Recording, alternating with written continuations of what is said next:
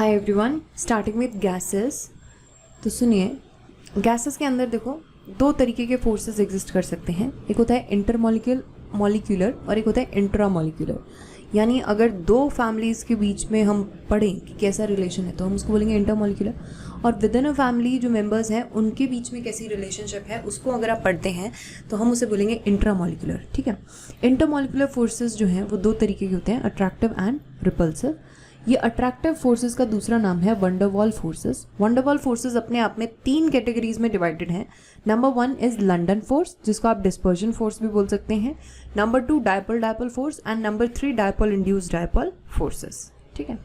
तो ये जो लंडन फोर्सेस होते हैं इसका फॉर्मूला अगर हम चेक करें तो force is inversely with R की पावर कितनी, 6। डायपोल में दो कैटेगरीज हैं, एक है रोटेटिंग मॉलिक्यूल या स्टेशनरी मॉलिक्यूल।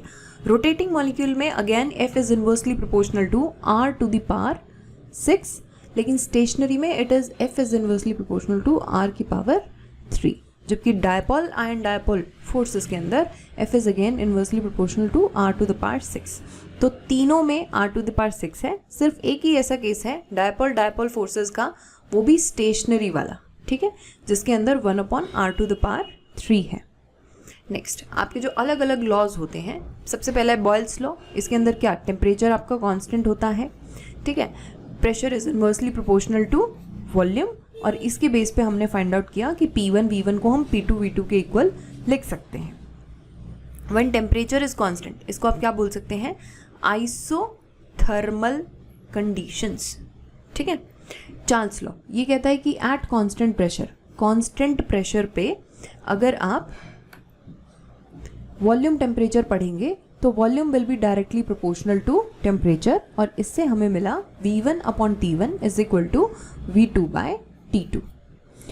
प्रेशर क्या है, कांस्टेंट। ऐसी कंडीशन को हम बोल सकते हैं आइसोबैरिक कंडीशंस। नेक्स्ट, गेलुसेक्स ने बोला कि वॉल्यूम अगर कांस्टेंट है तो pressure will be directly proportional to temperature, और यहाँ से हमें आया कि P1/T1 is equal to P2/T2। When volume is constant आप इसको बोल सकते हैं आइसोकोरिक कंडीशंस।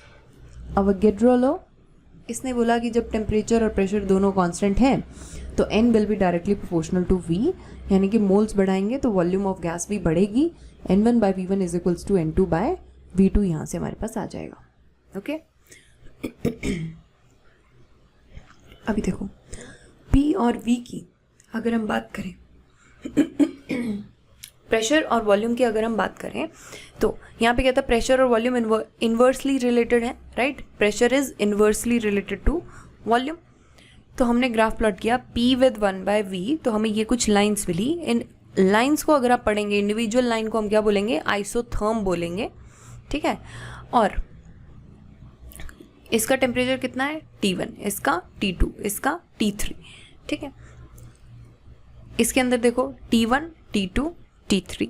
यहाँ पे अगर आप एक लाइन प्लॉट कर लेते हैं या इमेजिनरी लाइन हम बना लेते हैं, लेट्स से यहाँ बना ली, इसके रिस्पेक्ट में देखो प्रेशर कितना है, P3, इसके रिस्पेक्ट में P2, इसके रिस्पेक्ट में P1। P1 से बड़ा P2, उससे बड़ा P3, तो T1 से बड़ा T2 और उससे बड़ा T3। यहाँ देखिए, जब हम वॉल्यूम का टेम्परेचर के साथ ग्राफ प्लॉट करेंगे तो इसमें एक छोटी सी नई सी चीज़ हमें देखने को मिलती है कि हमें सिर्फ ये लाइंस ऑब्टेन हुई थी, ऐसे सॉलिड लाइंस, ये कहीं भी मीट नहीं कर रही थी। तो हमने अपने ग्राफ को अच्छे से समझने के लिए इनको एक्स्ट्रा प्लॉट कर दिया। डॉटेड लाइन से आपको दिखा रखा है, ये मीट तो करती हैं लेकिन किसी नेगेटिव टेम्परेचर पर मीट करती हैं। देखो 0 के बाद, ऑरिजिन के बिहाइंड ये मीट कर रही हैं। वो टेम्परेचर होता है -273.15 डिग्री सेल्सियस। इस टेम्परेचर को हम बोलते हैं एब्सोल्यूट ज़ीरो टेम्परेचर। ऐसा कुछ हमें गेलुसेक्स के ग्राफ में भी देखने को मिला, पर यहाँ वेरिएशन ये थी कि ये सभी लाइंस जो हैं ये ऑरिजिन पे मीट कर गई थी, ठीक है। अच्छा, next is molecular speed. Molecular speed में दो फैक्टर्स होते हैं, एक होता है टेम्परेचर और दूसरा होता है मास। अगर टेम्परेचर की बात करें तो temperature is directly proportional to speed. अगर टेम्परेचर बढ़ेगा तो स्पीड बढ़ेगी, टेम्परेचर कम होगा तो स्पीड कम होगी। मास की बात करें तो मास को बढ़ाने से स्पीड कम हो जाएगी, यानी जिस बॉडी का जितना ज़्यादा मास है उसकी मॉलिक्यूलर स्पीड उतनी ही कम है, इन्वर्सली रिलेटेड है एक दूसरे से। Next, ideal gas equation most famous है, PV is equals to nRT, ये सीधी सी इक्वेशन हमारी, और इसी को हम क्या बोलते हैं, आइडियल गैस इक्वेशन बोलते हैं। यहाँ पे देखो n stands for number of moles, P आपका प्रेशर, V वॉल्यूम, R है जो वो यूनिवर्सल गैस कांस्टेंट, वैल्यू इसकी फिक्स होती है 8.314 जूल पर केल्विन पर मोल। T स्टैंड्स फॉर टेम्परेचर, और टेम्परेचर को आप लेंगे केल्विन में लेंगे, डिग्री सेल्सियस में नहीं लेना। ये जो n है मोल्स है, मोल्स को आप ओपन करके लिख सकते हैं given mass by volume, sorry इसको हम given mass by molar mass लिख सकते हैं, क्योंकि कंसंट्रेशन को हम लिखते हैं ना given mass by mass by volume हम डेंसिटी को लिखते हैं। n is equals to W upon m। Similarly यहाँ भी लिख सकते हैं W upon m, simple open किया हुआ है। अब यहाँ आप देख सकते हैं कि हमारे पास फॉर्मूले में कौन था, ये एक वॉल्यूम भी थी, इसको उड़ा दो बीच में से, इसकी बात नहीं हो रही अभी, WmRT/PV। तो यहाँ पे इस V को आप इधर लेके आ सकते हैं, तो यहाँ क्या हो जाएगा, मास बाय वॉल्यूम, ठीक है।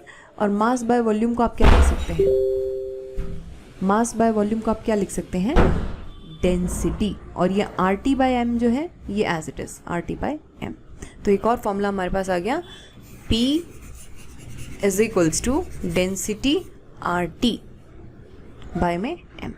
और इसी में एक चीज़ आप कर सकते हैं, इस m को यहाँ लेके आ सकते हैं, तो ये हो जाएगा Pm is equals to density RT, Pm is equals to DRT, ठीक है। और अगर आप ऐसा नहीं करते तो जाहिर है कि हम ये भी लिख सकते हैं P is equals to N by VRT, moles by volume किसके इक्वल होता है, C कंसंट्रेशन, तो P is equals to CRT। Then Dalton's law partial pressure का, इन्होंने कहा था P1 by P total is equals to Chi1। अगर आप P2 की बात करते हैं तो P2 by P total is equals to Chi2 हो जाएगा। Chi आपका मोल फ्रैक्शन है, P is individual partial pressure of any gas, P total is the total vapour pressure, वो जो भी उसका चैम्बर के अंदर जितनी भी गैसेस हैं उसका टोटल प्रेशर, अगर चैम्बर का हम बात करें दैट इज P टोटल। तो इसको हम लिख सकते हैं P1 is equals to Chi mole fraction into में P टोटल, ठीक है। अच्छा, अब स्पीड जो है, तीन तरीके की स्पीड हमारे पास होती है। एक हो गया MP, मोस्ट प्रोबेबल स्पीड को हम लिख रहे हैं U से, और नीचे MP। एवरेज स्पीड की बात करें तो U average, root mean square speed की बात करें तो U RMS। इन सभी में RT/m, अंडर रूट RT/m तीनों में कॉमन है। MP में देखो M और P दो ही अल्फ़ाबेट्स हैं, राइट, तो आगे मल्टीप्लाई कर दो 2, याद रखने का तरीका है। यहाँ पे कितना है, RMS 3 है, तो इसको मल्टीप्लाई कर दो विद 3, बच गया एक सिर्फ बीच वाला एवरेज, उसको हम याद रख लेंगे 8/π। ऐसे आप तीनों फॉर्मूलेज याद रख सकते हैं, ये सिर्फ लर्न करने का तरीका था। बाकी रूट मीन स्क्वायर जो होती है दैट इज √3 RT/m, एवरेज जो होती है वो √8 RT/πm, और मोस्ट प्रोबेबल की बात करें तो √2 RT/m। रियल गैस की इक्वेशन बतानी हो, या हम उसको बोल सकते हैं van der Waals equation, that is P plus AN²/V² into V minus NB is equals to nRT। अगर आप इस फैक्टर और इस फैक्टर को हटा दें तो देखो ये आपका बनेगा क्या, P into V is equals to nRT। ये क्या थी, आपकी आइडियल गैस थी। आइडियल गैस को ही तो करेक्ट करके लिखा गया था रियल गैसेस के लिए, और ये AN²/V² और ये NB, ये दोनों हमारे क्या थे, करेक्शन पैरामीटर्स थे। This is correction in pressure and this was correction in volume.